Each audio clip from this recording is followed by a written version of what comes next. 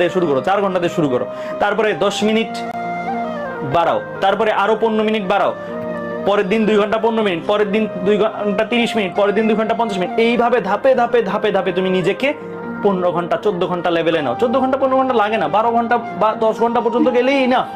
Consistent এখন থেকে যদি তোমরা পড়ো, 4 ঘন্টা দিয়ে যদি শুরু করো, 8 ঘন্টা 9 ঘন্টা লেভেলে যদি নাও, মোর দেন ইনাফ। বাট শুরুই যদি করো এমন টাইমে, ওই সময় 15 ঘন্টা 16 ঘন্টা নিয়ে স্টার্ট করলেও কোনো ফায়দা করতে পারবে না, কারণ রিভিশনও তো দিতে হবে।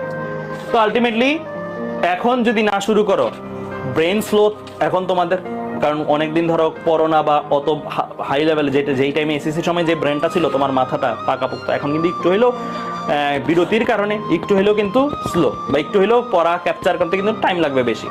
তো এটাকে শার্পেন করো, এটাকে শার্পেন করো এমন ভাবে যেন কলেজ শুরুর সময় তোমার 2টা চ্যাপ্টার শেষ। এরকম ভাবে যদি কলেজে যাইতে পারো,